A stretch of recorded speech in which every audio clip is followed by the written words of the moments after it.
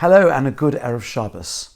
I really hope that you're all keeping well and safe at this difficult time. And I know there are many anxieties and concerns that we all share. This is the first in what I hope will be a fairly short series of Shabbos sermons delivered in this format by me or one of the rabbinic team. I'm really acutely aware of the impact of the dramatic changes that have taken place over the last few days.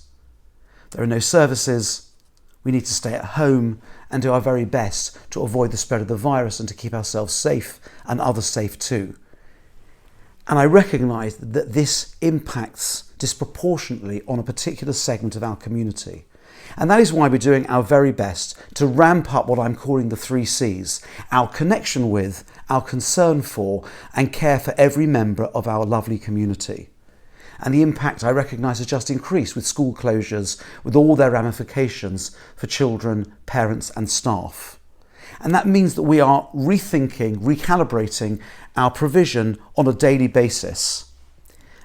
And in that regard, thank you so much to the rabbinic team, the executive, the welfare team, the office and our volunteers for their fantastic creativity and energy as we try to reimagine ways of thinking about our community, how to make it resilient and accessible to the largest number until, please God, this difficult period has passed.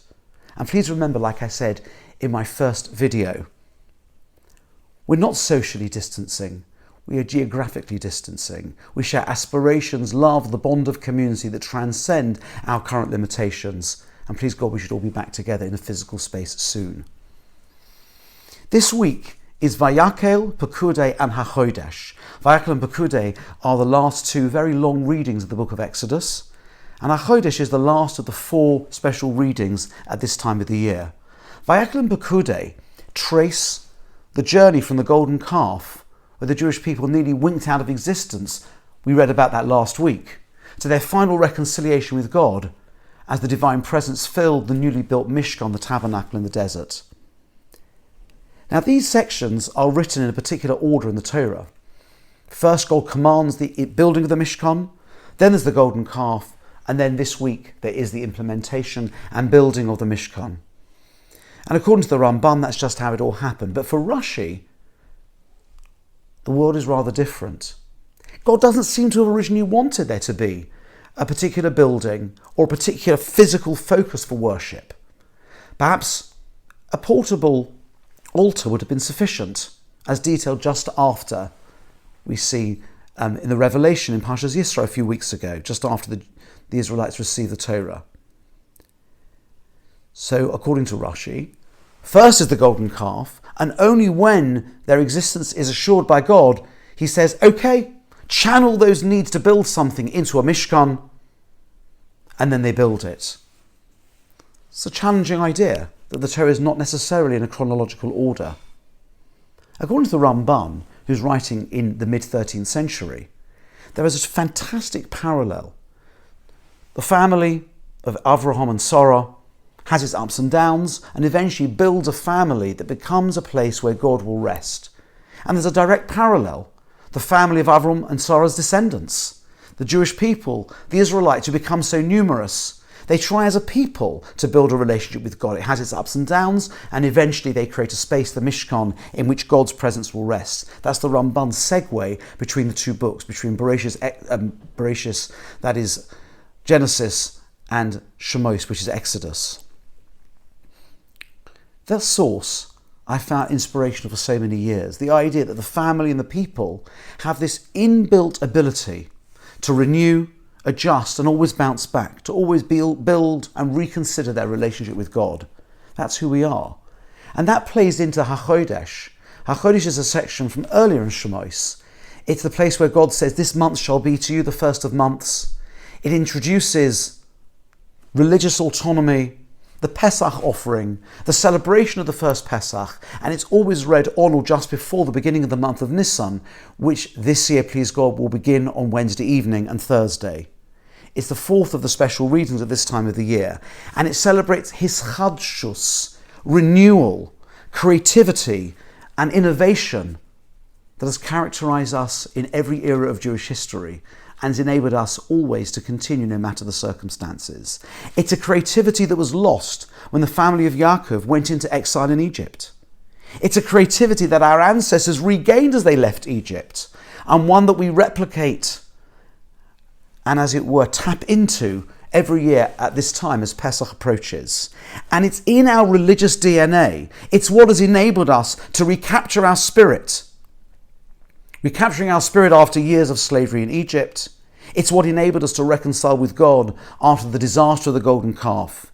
And it's enabled us to weather a history of crises, disasters, with all the good stuff, and pull through.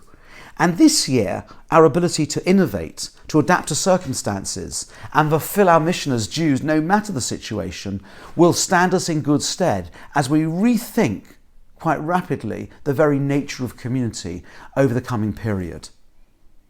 But you might be asking, according to Rashi, why is the Torah written out of order? The rabbis, of course, have an answer to this as well. And they say that God was makdim refuah mako. He puts the cure in place before the blow, by which he means that there's a hint to the Mishkan before the Torah even tells us that they made the golden calf. God, as it were, leaves the reader assured before we tell the story of the golden calf that the Israelites will make it after all. It's an idea that I've been thinking about a great deal this week, because we are struggling to think of ourselves as a community. But can you imagine if the internet was not available? If easy, cheap communications were not available to all? If this, God forbid, had happened 20 years ago, and the internet, with all its flaws and all its challenges to use it well and safely, has provided us with an opportunity which is unparalleled, for which we should be very grateful. God is makdim refuah mako. We never know why crises of this sort happen, but we do have a tool available to help us mitigate it. So, on that theme, please look in the drum that accompanies the broadcast for those who receive our synagogue email, and if not, you can find this information elsewhere on the shul website. Please look for forthcoming classes. There will be information about them. They will be delivered via the internet. And if you need any assistance accessing or implementing the technology, it's quite straightforward, but please ask the office and we'll be pleased to help you. This week is also Mavorchen, the Shabbat before the month of Nisan, ushering a new month. Nisan means miracles, the month of miracles.